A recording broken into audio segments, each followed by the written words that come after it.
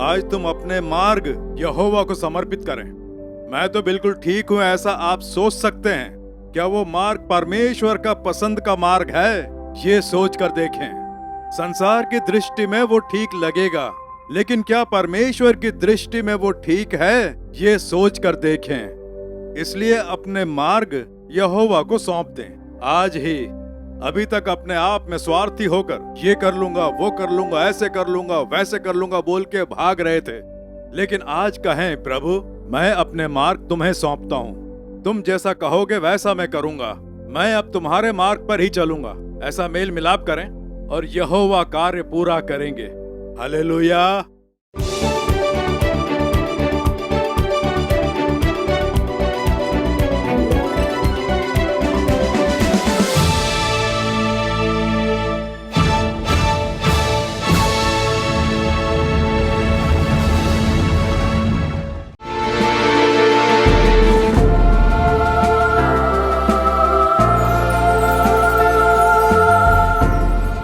जो योजना रखी है उसे मैं पूरा करूंगा। तेरे लिए जो मैंने बड़ा उद्देश्य रखा है उसे पूरा करूंगा, ये प्रभु कह रहे हैं। 7 साल से कमर के दर्द से परेशान था। कमर में खिंचाव सा आता था। बहुत दर्द होता था। बहुत दर्द होता था। कुछ भी खाओ शरीर में ताकत ही नहीं रहती थी। अब यहाँ पर क्या हुआ? यहाँ प्रार्थना में आने से एक चमत्कार हुआ। कमर का जो दर्द था वो ठीक हो गया, ऊपर से लेकर नीचे तक। 7 साल से कमर की हड्डी में खिंचाव था। 7 सालों से आज यहोवा ने छूकर चंगा कर दिया। हाथ उठाकर यहोवा को धन्य कहें।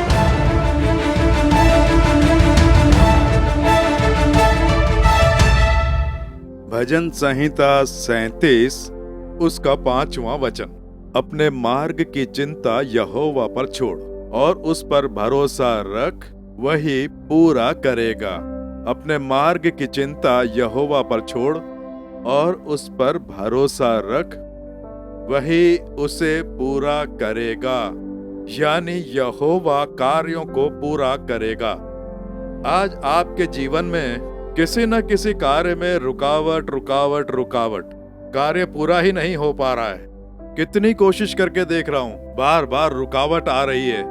बच्चों की पढ़ाई के कार्य में रुकावट, व्यापार के कार्य में भी रुकावट, या घर बनाने के कार्य में रुकावट, बच्चों के विवाह के कार्य में रुकावट, संतान सुख का आशीर्वाद मिलने में भी रुकावट, ये जमीन खरीदने में भी आ रही है रुकावट। कोई काम पूरा नहीं हो पा रहा है, कोई भी काम सफल नहीं हो पा रहा है, रुकावटें आती जा रही हैं। ऐसी एक निराशा के साथ आप यहाँ आए होंगे। आज प्रभु कह रहे हैं तू अपने मार्ग की चिंता यहोवा पर छोड़ और उस पर भरोसा रख, वही तेरा काम पूरा करेगा। यहोवा कार्य पूरा करेगा। आज आपके जीवन में कुछ भी करके ये काम हो जाना चाहिए, ऐसी एक अपेक्षा से आए होंगे। यीशु आपसे कह रहे हैं इस साल में तुम्हारे कार्य सफल होंगे, मैं उन्हें सफल करूंगा, ऐसा यहोवा कह रहे हैं। आप लोग अवश्य जय देखेंगे, कार्य को होते हुए देखेंगे। यही तो प्रतिज्ञा है, यही प्रभु कह रहे हैं। भजन संहिता 37वें अध्याय के 5वें वचन में यहोवा कार्य पूरा करेंगे।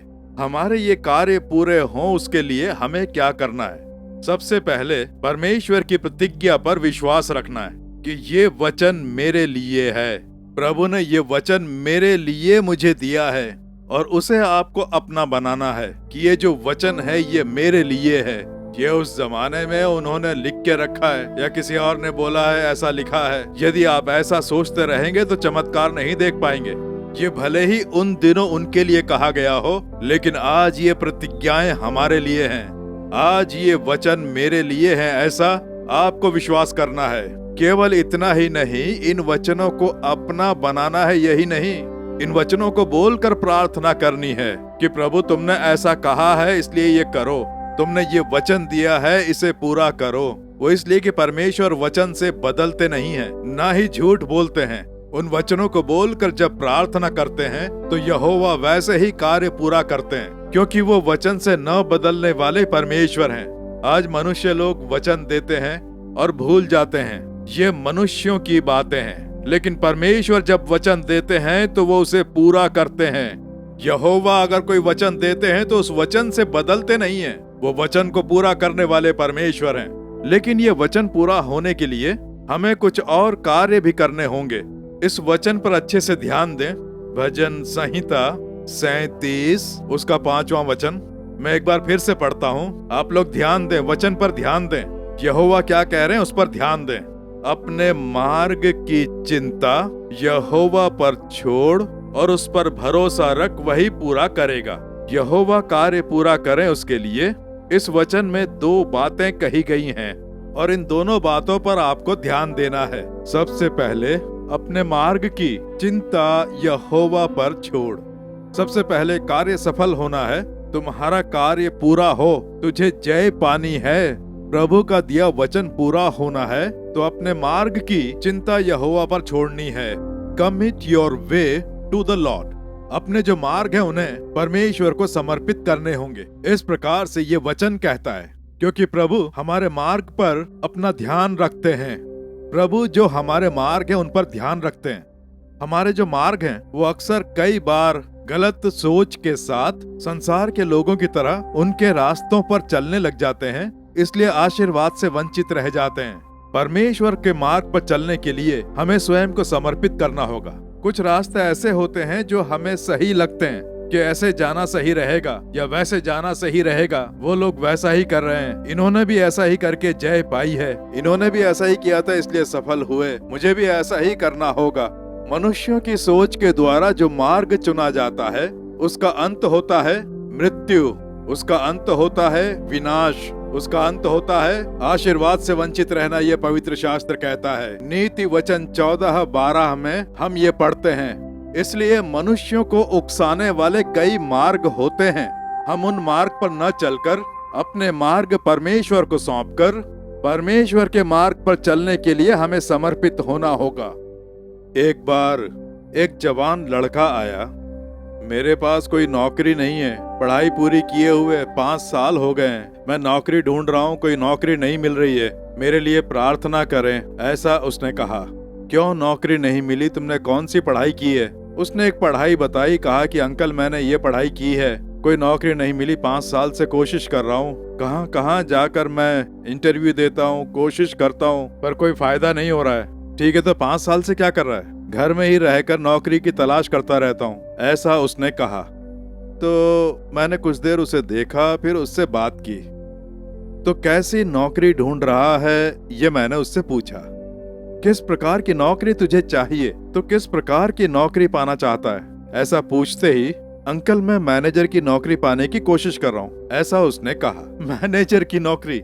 एकदम से सीधी मैनेजर की नौकरी? कॉलेज की पढ़ाई अभी अभी पूरी करके ही वो आ रहा है, उसके पास कोई एक्सपीरियंस नहीं है, बस एकदम से मैनेजर की नौकरी? हाँ अंकल, प्रभु ने कहा है ना, जो तुम मांगोगे मैं दूंगा, मैं मैनेजर ही बनूंगा, प्रभु मुझे ऊंची नौकरी देंगे, इसलिए मैनेजर की नौकरी के लिए प्रार्थना करके उसके लिए कोशिश कर रहा हूँ, पर कोई फायदा नहीं हो रहा है, ऐसा उसने कहा। मैंने उसे देखकर कहा कि ये तेरा मार्ग है। ऐसा तू सोचता है कि सीधा मैनेजर की नौकरी करनी है, एक बड़ी टेबल के सामने एक कुर्सी पर बैठकर, और वो चेयर घूमनी चाहिए, और मेरे कमरे में एसी, मुझसे मिलने वाले लोग मेरे सामने हाथ बांधकर खड़े हों। छोटी उम्र है, कुछ सीखने की उम्र, कॉलेज की पढ़ाई पूरी करके अभी आया है, इतने में ही ऊंचे ऊंचे सपने, इसलिए उसमें मैनेजर बनने की एक सोच है। तभी मैं समझ गया कि समथिंग रॉन्ग, जरूर इसे कोई ना कोई गलत फहमी है। फिर मैं उससे बात करने लगा, बेटे प्रभु हमें आशीष देकर श्रेष्ठ बनाते हैं, ये सच है, तुझे ऊंचाई पर बैठाकर श्रेष्ठ बनाना चाहते हैं, हमारे परमेश्वर ऐसे ही हैं, लेकिन सोच कर देखना होगा। दाऊद जो भेड़ बकरियां चराता था, उसे यहोवा ने ले जाकर अगले दिन ही सिंहासन पर नहीं बैठाया, उसे राजा बनाकर बैठाया, ये सच है, लेकिन धीरे धीरे धीरे धीरे मार्गदर्शन करके जब सही समय आया तो उस जगह पर उसे बैठाया। यूसुफ को दर्शन दिए गए थे कि उसे ऊंचाई पर बैठाया जाएगा, लेकिन वो अगले दिन ही पूरा नहीं हुआ। उसके लिए वो अपने 13 सालों तक उपद्रवों के मार्ग पर चलता रहा। परमेश्वर ने ऐसा करके सही समय आते ही उसे ऊंचाई पर बैठाया, पर उसके लिए तुझे अपना मार्ग परमेश्वर को सौंपना होगा। अपने आप में ही सोचकर मैं मैनेजर ही बनूंगा, मैं टीम लीडर बन के रहूंगा, शुरू में ही मुझे 2 लाख रुपए की तनख्वाह चाहिए, मैं ऊंचे स्थान पर रहूंगा, ऐसा सोचने से कुछ नहीं होगा। तेरा मार्ग तेरे सोचने की तरह नहीं है। तुझे अपना मार्ग यहोवा को सौंपना होगा। प्रभु के मार्ग पर चलने के लिए समर्पित हो जाएंगे तो यहोवा सहायता करेंगे। उसके लिए क्या करूं अंकल, उसने पूछा। 5 साल तक बिना काम के घर में बैठना भी एक पाप है। सबसे पहले जो काम मिलता है वो कर। हे प्रभु, जो भी काम मिलेगा मैं करूंगा। मुझे आशीर्वाद दो, मेरे लिए एक मार्ग खोल कर दो। पहले ये कहें। वो छोटा सा काम हो सकता है, एक छोटे दफ्तर में सहायक का काम हो सकता है। एनी जॉब, भले ही तेरी पढ़ाई के हिसाब से वो ना हो, छोटा सा काम हो सकता है। तेरी पढ़ाई के हिसाब से वो काम ना हो, दूसरा काम हो सकता है, कोई बात नहीं। घर में ही खाली बैठकर अपना टाइम खराब ना करके यहोवा जो भी मार्ग खोलते हैं वहां कर। छोटे से काम में ईमानदार रहेगा तो यहोवा तुझे अनेकों का अधिकारी बनाएगा। तो अगर छोटे से छोटा काम भी ईमानदारी से करेगा तो धीरे धीरे यहोवा तुझे मैनेजर बनाएंगे। तुझे कब मैनेजर बनाना है ये यहोवा जानते हैं। तू अपना मार्ग यहोवा को सौंप दे। अपनी इच्छा मुताबिक मार्ग पे चलना मत सोच। परमेश्वर के अनुसार चलने के लिए समर्पित हो। परमेश्वर सही समय पर उन्नत बनाएंगे ऐसा कहा है। तो वो सोचने लगा। मुझसे कई सवाल पूछे कि प्रभु ने वचन दिया है ना कि तुझे ऊंचे स्थान पर बैठाएगा। ये सच है, इसीलिए तो कहा दाऊद और यूसुफ को धीरे धीरे उन्नत बनाया। सही समय आने पर ऊंचे स्थान पर बैठाएंगे। पर अभी घर में खाली बैठे बिना 1000 रुपए की नौकरी हो तो भी कोई बात नहीं, जा। घर में क्यों खाली बैठा है? तो 1000 रुपए कमा के लाएगा, माँ बाप खुश हो जाएंगे कि मेरा बेटा 1000 रुपए कमा कर लेकर आया है। परमेश्वर ये देखेंगे तो ईमानदार है। परमेश्वर धीरे धीरे तुझे उन्नति देंगे। शुरू में ही मैं मैनेजर बन के रहूंगा, शुरू में ही मैं 1 करोड़ का बिजनेस करूंगा। अगर इस प्रकार से सोचा तो परमेश्वर तुझे आशीर्वाद नहीं दे पाएंगे। अपना मार्ग यहोवा को सौंपना होगा। ऐसा बोलते ही वो सोचने लग गया। ठीक है अंकल, मैं काम ढूंढता हूँ, जो भी काम मिलेगा वो मैं करूंगा, मैं विश्वास करता हूँ बोलकर गया। परमेश्वर ने छोटा सा एक काम दिया, वो उसमें ज्वाइन हो गया। उसकी पढ़ाई के हिसाब से वो काम नहीं था, फिर भी कोई बात नहीं, यहोवा ने मुझे ये काम दिया है, एक छोटी सी कमाई करा के दी है। खुशी खुशी वो काम करने लग गया। प्रभु की प्रार्थना कर करके, स्तुति कर करके काम करने लगा।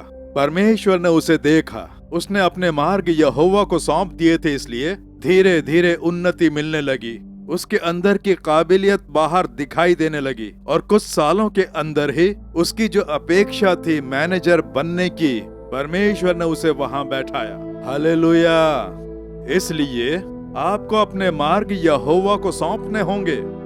आपका मार्ग परमेश्वर की पसंद का होना चाहिए।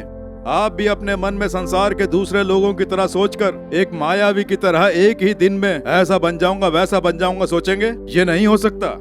आप ये यीशु छुड़ाता है सेवकाई देख रहे हैं, इतनी बिल्डिंगें हैं, इतनी जगह है, इतनी गाड़ियां हैं, इतने सेवक हैं, ये सब देख रहे हैं। ये सब एक ही दिन में नहीं आया है, ये सब एक ही दिन में आ जाना चाहिए प्रभु, ऐसा बोल के एक ही दिन में नहीं आया, पूरे 40 साल लगे।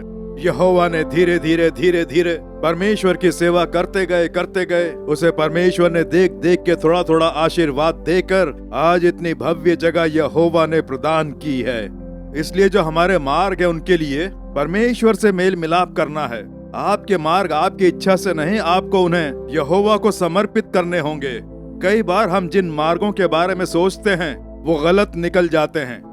प्रभु कह रहे हैं, तेरे विचार मेरे विचार नहीं हैं, तेरे मार्ग मेरे मार्ग नहीं हैं। प्रभु कह रहे हैं, यशाया 55वां अध्याय उसके 8वें वचन में प्रभु कह रहे हैं, मेरे विचार और तुम्हारे विचार एक समान नहीं है, तुम्हारी गति और मेरी गति एक सी नहीं है।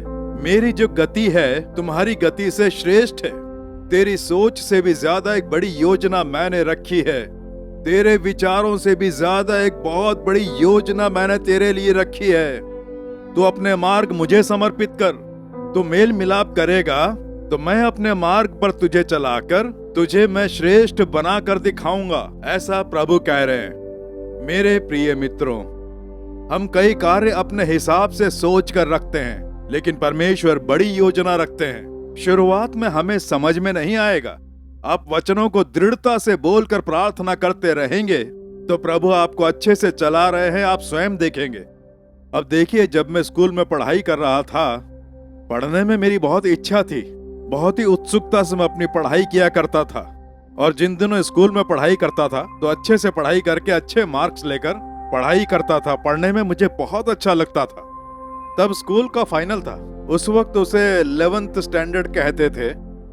उस समय अभी की तरह +1 +2 नहीं होता था। 11th की पढ़ाई करके कॉलेज में 1 साल का PUC करना पड़ता था। वही होता +2। आज जो +2 है तब PUC होता। कॉलेज में 1 साल इस तरह से पढ़ना, उसके बाद ही डिग्री कोर्स के लिए जाते। इंजीनियर के लिए या डॉक्टर की पढ़ाई के लिए डिग्री पढ़ने जा सकते थे +2 के एग्जाम की तरह। अब मान लो 10वीं तक एग्जाम वगैरह होते। अच्छे से पढ़ाई करके अच्छे मार्क्स लेकर ऊपरी पढ़ाई की बहुत इच्छा होती। मेरे माता पिता ने कहा कि डॉक्टर की पढ़ाई करानी है। उन दिनों डॉक्टर की पढ़ाई फेमस थी। उन दिनों 40 साल पहले की मैं बात कर रहा हूँ। डॉक्टर की पढ़ाई करने का एक बहुत बड़ा सपना होता था, तो एक जुनून था। मेरे माता पिता ने इच्छा जगाई थी, इसलिए चाहे कितना भी खर्च हो हम तुझे पढ़ाई कराएंगे, तो अच्छे मार्क्स लेकर पास हो जा, बस इतना काफी है। इसलिए पढ़ाई करने लग गया, क्योंकि मेरा सपना बन गया कि डॉक्टर बनना है। एक तरह से दर्शन समझ लो मेरा सपना। इसलिए मुझे डॉक्टर बनना है। इस तरह से बहुत ज्यादा मन लगा कर मैं पढ़ने लगा। स्कूल पूरा होने तक अच्छे मार्क्स लेकर पास हुआ। ये PUC देखिए +2, उसमें अच्छे मार्क्स लेकर आएंगे तो ही आगे की पढ़ाई कर पाएंगे। उसमें अच्छे मार्क्स लाने की बात तो छोड़ो, मैं उसमें फेल हो गया। मुझे असफलता मिली और तभी मैंने उद्धार पाया था। PUC की पढ़ाई करते समय ही मैंने उद्धार पाया। उससे पहले नाम के लिए क्रिश्चियन था, चर्च जाता था, आता था। तभी कुछ महीनों पहले ही मैंने उद्धार पाया था। उद्धार पाने से पहले मैं बहुत अच्छे मार्क्स लाया करता था। उद्धार पाने के बाद प्रार्थना कर करके कहता कि प्रभु मुझे अच्छे मार्क्स दिलाना, पास कराना, डॉक्टर बनाना, ऐसा कहता। लेकिन हुआ क्या? असफलता, फेल, मार्क्स नहीं है। और फेल होते ही ये मन पूरी तरह से टूट गया। हालांकि तब मेरी माँ मेरा हौसला बढ़ाती थी। प्रभु हमारी ऐसी परीक्षाएं करते हैं, उससे निराश हुए बिना हमें प्रभु के और नजदीक जाना चाहिए। इस तरह से मेरी माँ गैर मसीही थी, फिर भी मेरा हौसला बढ़ाती। ठीक है बोलकर मैंने फिर से एग्जाम लिखने का सोचा, और मैंने पढ़ पढ़ के फिर से एग्जाम लिखा। उसमें भी फेल हो गया। कैसा लगेगा? बहुत निराश होकर प्रभु से कहा, ये क्या प्रभु, जब मैंने उद्धार नहीं पाया था तो अच्छे मार्क्स लेकर पास हुआ करता था। उद्धार पा लिया, पूरे विश्वास से तुम्हारे सामने प्रार्थना की, कुछ नहीं हुआ, असफलता मिली। मेरा जो सबसे बड़ा सपना था वो तो पूरा टूट कर बिखर गया। और सोच सोच कर जब मैं निराश था, तब प्रभु ने बात करनी शुरू की। प्रभु ने कहा, बेटे तेरे पीछे मैं नहीं आऊंगा, मेरे पीछे तुझे आना है। तू अपने मार्ग मुझे समर्पित कर दे। तेरे मार्ग पर मैं चलकर नहीं आऊंगा, मेरे मार्ग पर तुझे चलकर आना है। तब मैंने सोचना शुरू किया कि परमेश्वर ने जरूर कोई ना कोई योजना रखी है, मेरे लिए जरूर कोई ना कोई उद्देश्य रखा है। अब प्रभु कह रहे हैं, देखिए तेरा मार्ग मेरा मार्ग नहीं है। तूने एक मार्ग सोच के रखा है कि इस तरह से मुझे इंजीनियर बनना है, डॉक्टर बनना है, ये करना है, वो करना है, वैसा एक मार्ग चुन के रखा है। मैंने भी तेरे लिए उससे भी बड़ी एक योजना रखी है। तेरे मार्ग मेरे मार्ग नहीं है, मैंने उससे बड़ी योजना रखी है। तभी प्रभु ने बात करनी शुरू की कि तेरे पीछे मैं नहीं आऊंगा, मेरे पीछे तुझे आना है। तू अपने मार्ग मुझे सौंप दे, ऐसा प्रभु ने कहा। तब मैंने मेल मिलाप करके कहा, प्रभु मैं अपने मार्ग तुम्हें सौंपता हूँ, मुझे क्या करना है। और तब प्रभु ने मुझसे भेंट करके सेवकाई के लिए बुलाया और मुझे एक सेवक बनाकर, आजकल डॉक्टर्स जिन लोगों को जवाब दे देते हैं वो मेरे पास आकर प्रार्थना करते हैं, ऐसा यहोवा ने किया। हालेलुया। जैसा मैं चाहता था वैसा अगर डॉक्टर बन गया होता तो एक अस्पताल बनवा के उसमें डॉक्टर बन के बैठा रहता।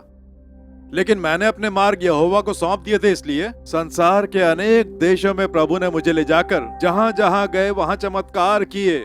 कैंसर के रोगी को चंगा किया, अंधे लोगों को दृष्टि दी। इतनी बड़ी योजना यहोवा ने रखी थी, ये मुझे पता नहीं था।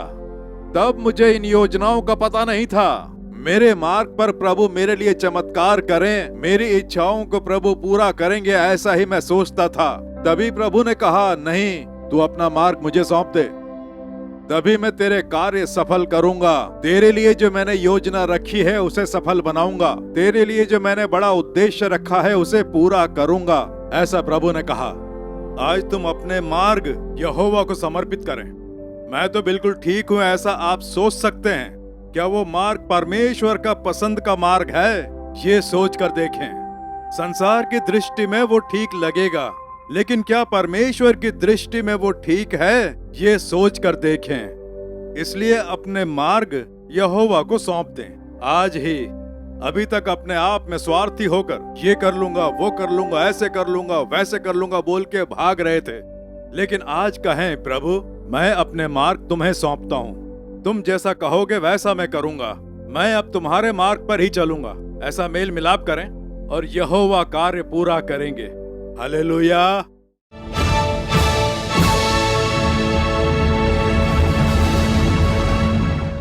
मेरे प्रिय मित्रों, यीशु मसीह के नाम से आपका हार्दिक स्वागत है। कार्यों की सिद्धि यहोवा से होती है।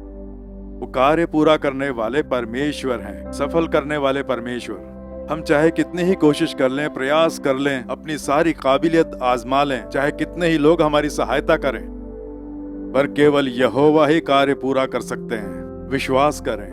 अब प्रार्थना करें। परम पिता, हमें प्रतिज्ञा वचन देने के लिए तुम्हारी स्तुति हो। यीशु तुम मुझे चाहिए। मेरे हृदय में तुम आओ, मेरे हृदय में वास करो, मेरे पाप क्षमा करो, ऐसा बोलकर जो भी इस समय प्रार्थना कर रहे हैं उन बच्चों पर दया करो पिता। तुम तो क्षमा करने वाले परमेश्वर होना, तरस खाने वाले यहोवा होना। आज के दिन से ही तुम संग रहकर इनके सारे कार्यों को जय दिलाओ पिता। नौकरी खोजने वाले बच्चों को अच्छी नौकरी दिलाकर, आशीष देकर, उन्नत बनाकर, उन्हें श्रेष्ठ बनाकर कार्यों को सफल बनाओ पिता। बिजनेस करने के लिए कोशिश कर रहे हैं, व्यापार करने के लिए प्रयास कर रहे हैं पर नहीं हो पा रहा है, निराश हैं। तुम सफल करने वाले परमेश्वर हो। यीशु के नाम से इन्हें जय प्राप्त हो। सफल बनाकर आशीष दो। विवाह के कार्यों को सफल बनाकर इन्हें प्रसन्न करो। कोई संतान नहीं है, सोच सोच कर कई सालों से निराश हैं। इस साल में इन्हें सफलता दो, इन्हें वो आशीर्वाद प्राप्त हो, भलाइयाँ पाकर ये प्रसन्न हो, उसके लिए मैं प्रार्थना करता हूँ।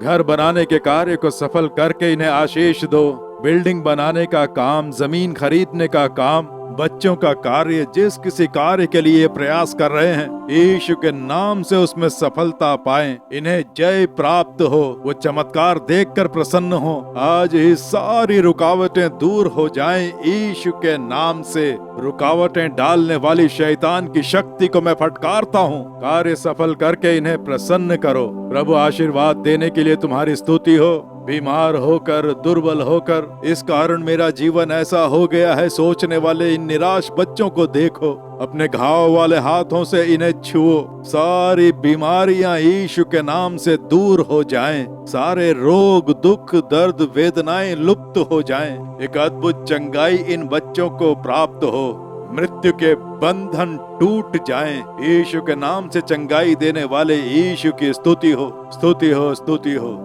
यीशु के नाम से तुम्हारे बच्चों को आशीष देकर प्रार्थना कर रहा हूँ परम पिता। आमीन, आमीन। For further details and prayer support, contact Jesus Redeems Ministries, Naulumavadi, Tuticorin District, 628211. Our phone number 04435454545. Email info@jesusredeems.org. Our website www.jesusredeems.com. God bless you.